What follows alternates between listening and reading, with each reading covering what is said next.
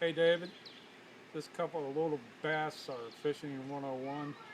After we got off the phone with you, Beth suggested I do this. Let me explain a couple things to you on what we were talking about, different baits.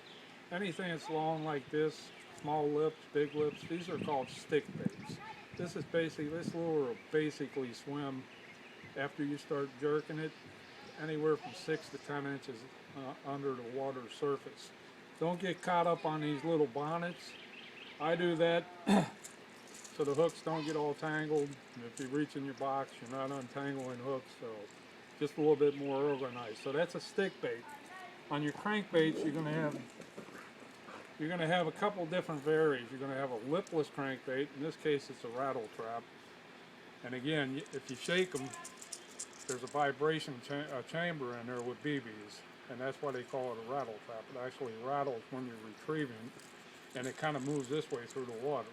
So you got the lipless crankbaits, and then you got a lip crankbait. Depending on the size of the lips, is the depth that these will dive. This will probably go 6 to 8 feet, where this monster will go 12 to 14 feet. So as you're seeing fish on a depth finder, you can adjust to what the fish are doing. Crankbaits, stick baits, non-crankbaits, and we'll get into the plastic baits real quick. Plastic baits are going to come in various sizes, dimensions. We'll start with a mag. That's a magnum worm, and it's called a ribbon tail. As you can see how the tail is. You're going to distort a lot of water. These are mainly fished on the bottom, and they're on a Texas rig. Then you get into your worms. You got basically two types. You got your your straight worms and your finesse worms. Your finesse worms are actually better when fish aren't biting and the bite is really slow. You fish these a lot slower, and you can catch a 10, 12-pound bass on that as well as on that. And then on the other plastic side are your lizards. White lizards, normally I use those when fish are on the bed so I can see the lure, and they're, and they're protecting their young. You got a white, this is called a June bug, and they run anywhere from this 6-inch up to a 12-inch. Now, getting into your, how about a crawfish? Again, in the Erie Spring, if you're around rocks and jeters and there's crawfish in the water, these are really good baits, and you hook these. If I can show you this hook. This is a 6-aught, and it's really a big hook. And if you'll notice the shank, there's a reason this shank comes down and goes down. Let's hold it over the tablecloth so he can see it better. That is a large and a 6-aught and a 3-aught, and these are basically swim baits or worm hooks. And what you're going to do, I'm going to show you what you would do on a swim bait. This swim bait right here is really small. This hook is too big, but all that you're going to do is right on top of the head, you're going to penetrate that hook and bring it through. And then what you want to do, when you get down to that shank, you're going to rotate the hook. And what that does is cause it to come under the belly of your swim bait. You just pinch your bait upwards to make it straight. So now when you fish this, you get a natural action off that tail. Again, this hook is real big for this bait, but this becomes one of your swim baits. And it's the same thing when you go to a 3, 2, or 4-aught on a worm hook. Pay attention that it's always got a bent shank. Real simple. You can do it, ouch. You can do it on a lizard or a worm. See that? They're sharp. Again, you penetrate it into the head of the plastic bait, like such. Just pull it outwards, and then you're going to slide down, and when you get to that shank, turn the hook toward you. What that does is sets that bait up straight. Again, you've got to pinch that, and you can either leave it inside of him. I like to bring it just out to the top where the hook penetrates, but it's still weedless. So you got you got a lizard. Again, these are fished in the bottom, or you can swim them in the grass weedless.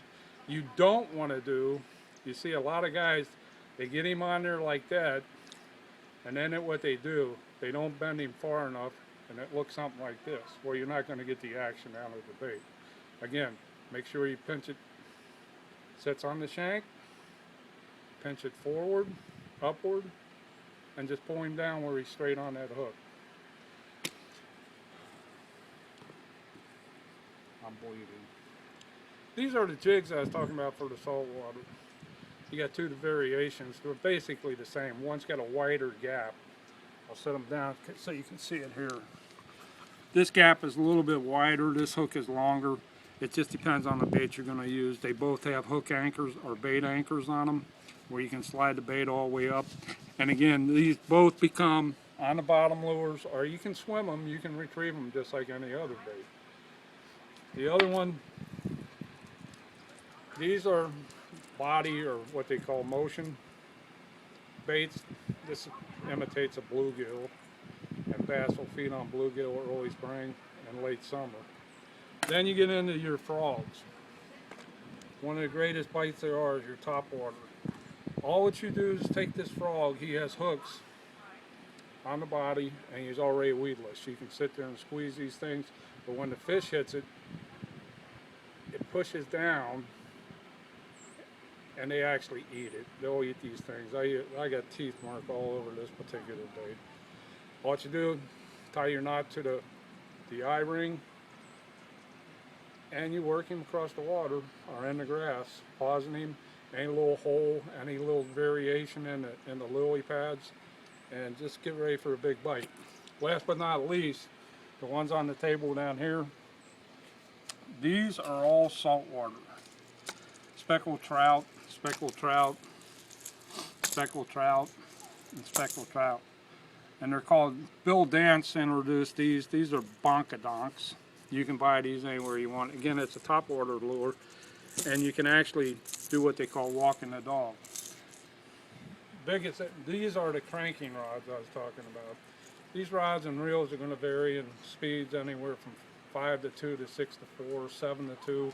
And when I say that, a 5 being a slow retrieve, a 6 is a medium, and a 7 to 2 is a real fast retrieve. I've got on here is a small crankbait, and you can buy these little pole sets. One of the biggest assets you got in your backyard is your pole. I don't know if Betsy can get this on tape. I can get anything on tape because I'm brilliant. I'm He's going to sitting go on- up here He's underneath sitting on your top of pole. the water right now, I'm going under your pole, and as I retrieve it, or not. you'll see him go down. Hold on.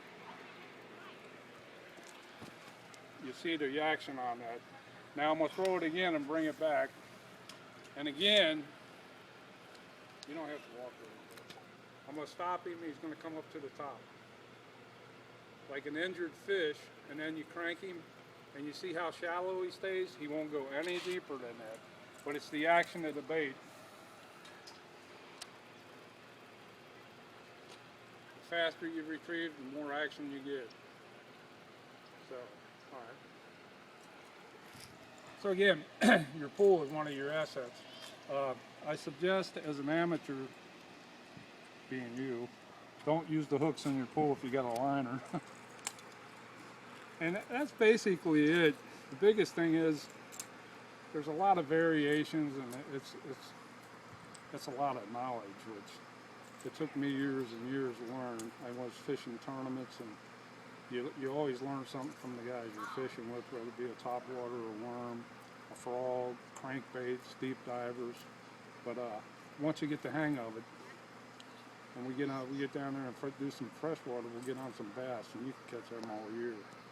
But like I say, use your pool or your pond in the back and kind of feel the difference in your rods and reels. This is a medium heavy.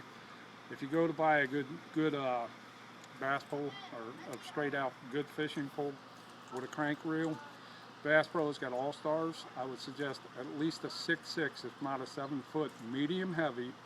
And the best buy that Bass Pro's got, I bought these when I was working there. It's called a Pro Qualifier, and they run $100. And these things, I compare this $100 reel to any $300-400 reel on the market. They're really good. They're made by Bass Pro.